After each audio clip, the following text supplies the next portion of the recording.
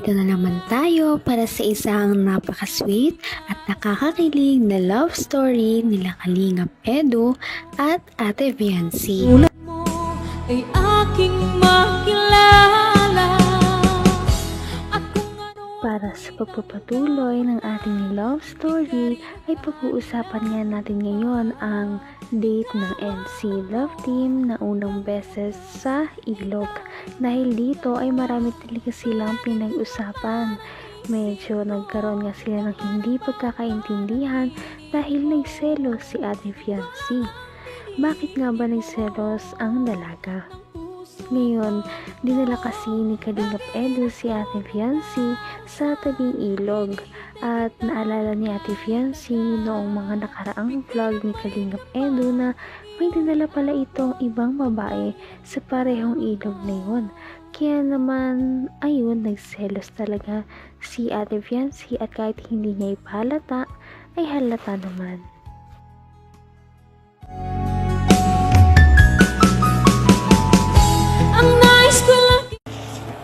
Tatalon ako dito.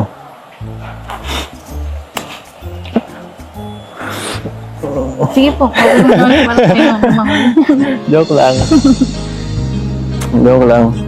kamusta naman po pala kayo? Hindi po kayo nag-scout. Hindi.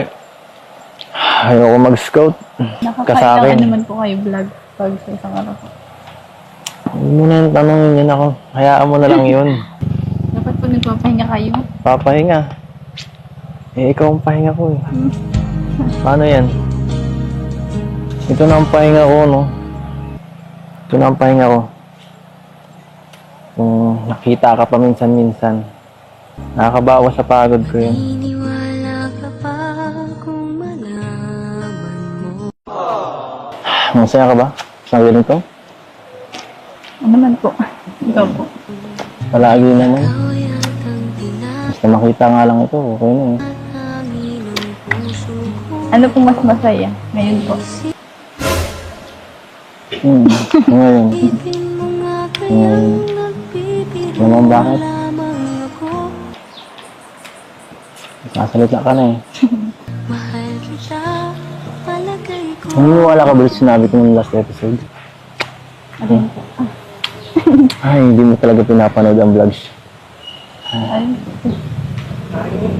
Kung ano ako'y tanggap mo na, hindi ka rin nag-alilangan pa. Noong nakaraang vlog kasi nila ay hindi inaasahan na may inamin si Kalingap Edu kay Ate Viancy. Paano pa naman umamin nito na parang nagugustuhan niya na daw talaga si Ate Viancy at hindi lamang ito dahil sa kanilang love team. Ayun.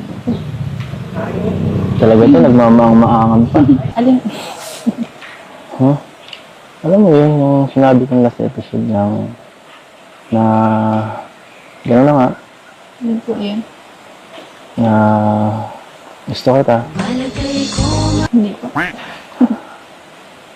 Grabe. Hindi ka talaga nagtitiwala sa akin, ha? Grabe naman. Bakit naman ganun? Seryoso naman ang pag-ano ko nun, ha? Hindi niyo naman kasi. Siyempre. Papatagalin pa ba? Hindi pa ako tayo nila. Lo, Parang ano, content lang naman po yun. grabe. Sakit naman nun. Content lang pala ito. Hindi naman parang ganun lang yun. Gusto ko, patunayan ko sa'yo eh. Gusto ko, tumalon pa ako dyan para malaman mo, seryoso ako. Hindi ka naniniwala.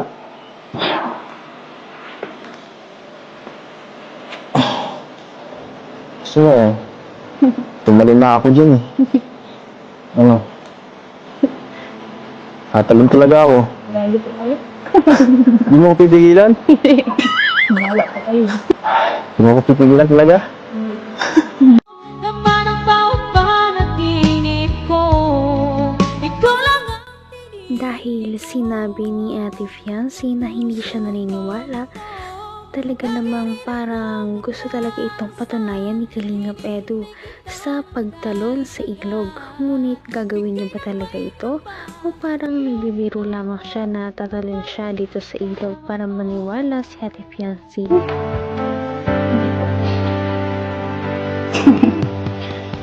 Wala po kayo dyan. Marunong naman po kayo maglangoy. Sabihin mo lagi ako'y iyong mahal. At hindi manandali at hindi panghapabuhay. Hindi nagtataksil kahit Yan si para sa ito.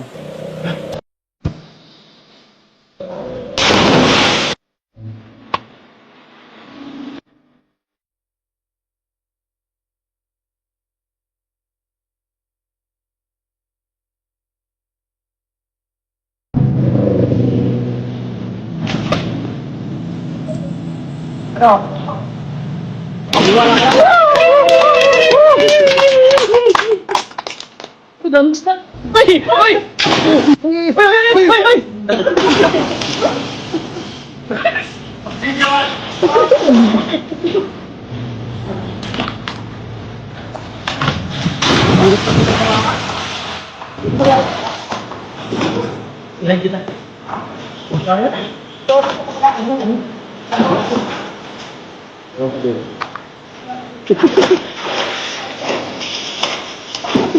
hanggang wakas ay tayo ng dalawa. Palagi kang naman. At ayun na nga, nagulat na lamang si Ate Fiancé dahil pinatunayan talaga ni Kalingap Edu na gusto niya na talaga ang dalaga dahil tumalon na nga siya sa ilog na ito kahit na napakataas. At hindi lamang isa, kundi uulitin niya pa talaga ang pagtalon na ito para lamang mapatunayan kay Ate Fiancé na tunay ang kanyang nararamdaman.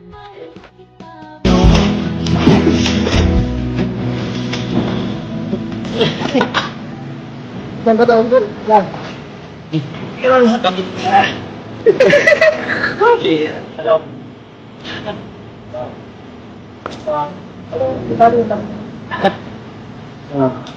Niwala ka na? Pampagod. Kaniwala ka na to.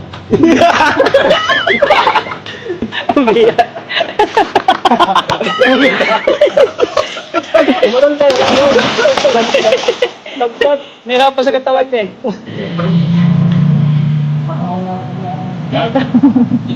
Yan. Edo, Hindi ba yan? Hindi. naniniwala na pa ako. Huwag na po kayo mag-ano baka madisgrasya. Wala kang magagawa. Nag-iigil nga ako eh.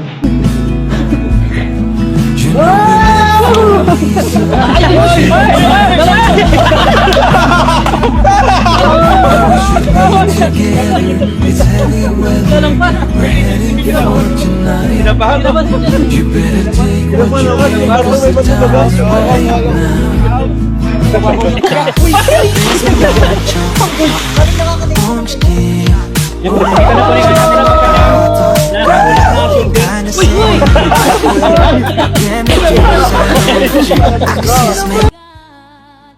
Grabe naman talaga ang dedikasyon ni Kalingap Edu kay Ate Fiancé dahil kahit na medyo takot siya sa mga matataas ay talaga namang tinalon niya pa rin ang ilog na yon para lamang mapatunayan kay Ate Fiancé na gusto niya na talaga ang dalaga.